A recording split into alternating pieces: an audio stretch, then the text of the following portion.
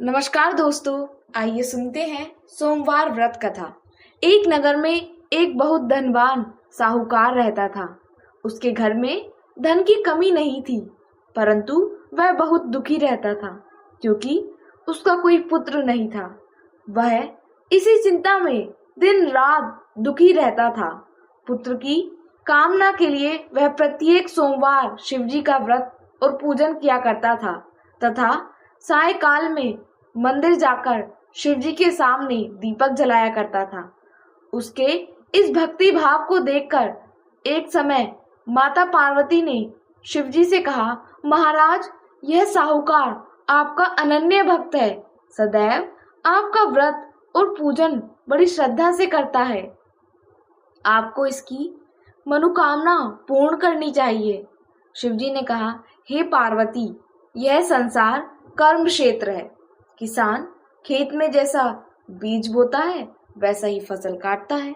उसी तरह मनुष्य इस संसार में जैसा कर्म करते हैं वैसा ही फल भोगते हैं।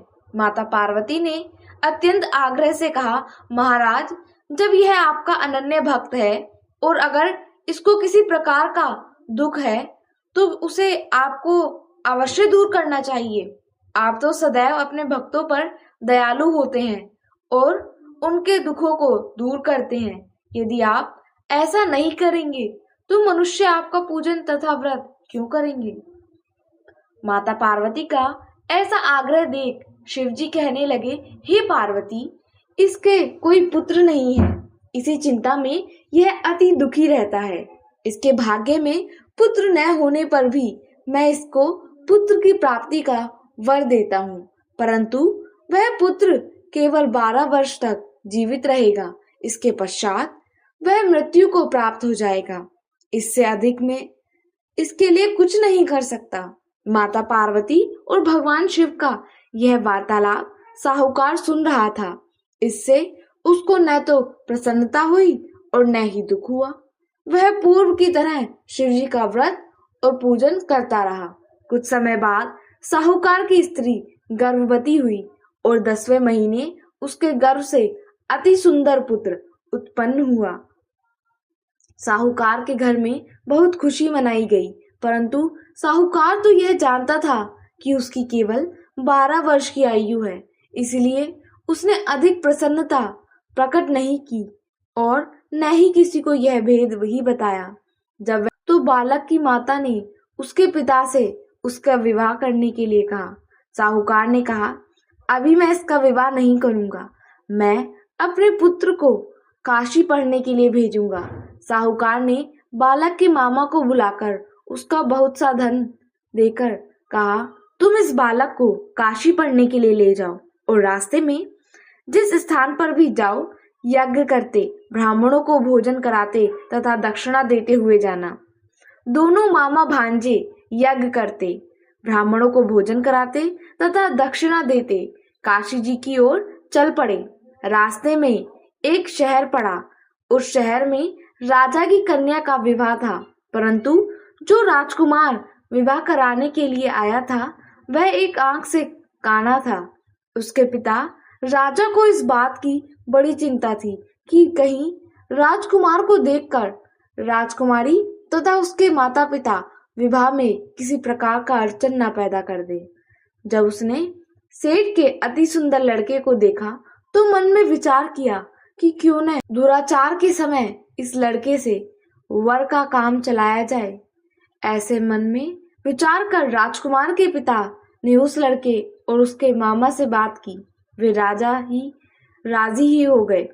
फिर उस साहूकार के लड़के को वर के कपड़े पहनाकर थोड़ा घोड़ी पर बैठाकर कन्या के द्वार पर ले गए। सभी कार्य प्रसन्नता से पूर्ण हो गया। राजकुमार के पिता ने सोचा कि यदि विवाह कार्य भी इसी लड़के से करा लिया जाएगा तो क्या बुराई है। ऐसा विचार कर लड़के और उसके मामा से कहा, यदि आप फेरों और कन्यादान के समय कोई भी करा दें तो आपकी बड़ी कृपा होगी। मैं इसके बदले आपको बहुत सारा धन दूंगा। दोनों में इसे सहर्ष स्वीकार कर लिया। विवाह कार्य बहुत अच्छी तरह से संपन्न हो गया। सेठ के पुत्र जिस समय जाने लगा तो उसने राजकुमारी की चुंदड़ी के पल्ले पर लिख दिया, तेरा विवाह मेरे साथ हुआ, परंतु जिस राजकुमार के साथ तुमको भेजेंगे वह एक आंख से काना होगा। मैं काशी जी पढ़ने जा रहा हूँ। सेठ के लड़के के जाने के पश्चात राजकुमारी ने जब अपनी चुंदड़ी पर ऐसा लिखा हुआ पाया तो उसने काने राजकुमार के साथ जाने से मना कर दिया। उसने अपने माता पिता को बता दी और कहा कि यह मेरा पति नहीं है, मेरा विवाह इसके साथ नहीं हुआ। जिसके साथ मेरा विवाह हुआ है वह तो काशी पढ़ने गया है। के माता पिता ने अपनी कन्या को विदा नहीं किया और बारात वापस चली गई। उधर सेठ का लड़का और उसका मामा काशी पहुंच गए। वहां जाकर उन्होंने यज्ञ करना और लड़के ने पढ़ना शुरू कर दिया। जब लड़के की आयु 12 साल की हो गई, उस दिन उन्होंने यज्ञ रचा रखा था।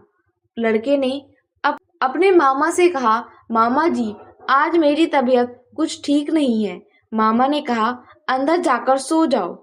लड़का अंदर जाकर सो गया और थोड़ी देर में उसके प्राण निकल गए।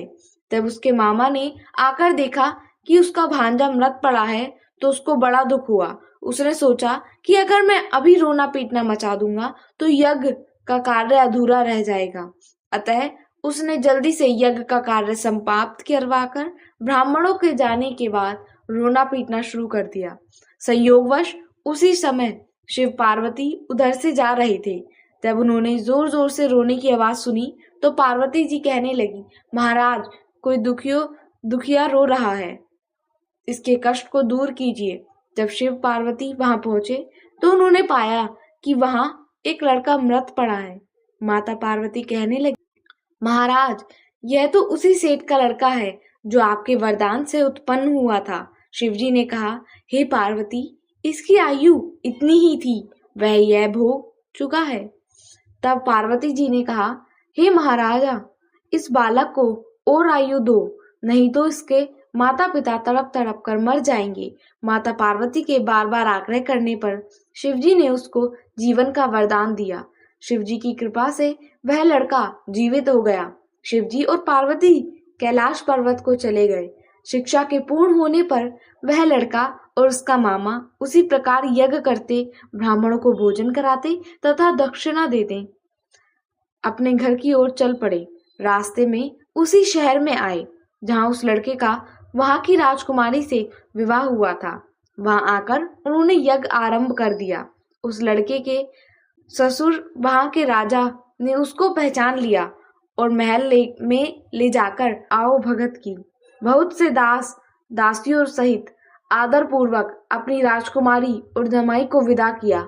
जब वे अपने शहर के निकट आए तो मामा ने कहा कि मैं पहले तुम्हारा घर जाकर तुम्हारे माता पिता को खबर कराता हूँ। जब उसका मामा घर पहुंचा तो उसने देखा कि लड़के के माता पिता घर की छत पर बैठे थे। उन्होंने यह प्रण कर रखा था कि यदि हमारा पुत्र सकुशल लौट आया तो राजी खुशी नीचे आ जाएंगे, नहीं तो छत से गिरकर अपने प्राण दे देंगे। उस लड़के के मामा ने आकर जब यह समाचार दिया कि आपका पुत्र आ गया है, तब उनको विश्वास नहीं आया। उसके मामा ने शपथ पूर्वक कहा कि आपका पुत्र अपनी पत्नी तथा बहुत सारा धन साथ लेकर आया है। तो सेठ प्रसन्नता से भर उठा। सेठ सेठानी आनंद पूर्वक नीचे आ गए। बाहर आकर उन्होंने अपने पुत्र तथा उसकी पत्नी को भरपूर स्वागत किया। सभी प्रसन्नता के साथ रहने लगे। जो कोई सोमवार व्रत को धारण करता है अथवा इस कथा को पढ़ता या सुनता है, उसके सभी दुख दूर होकर उसकी समस्त मनोकामनाएं पूर्ण होती हैं तथा इस लोक में नाना प्रकार के सुख भोग कर अंत में सदाशिव के लोक को प्राप्त करता है।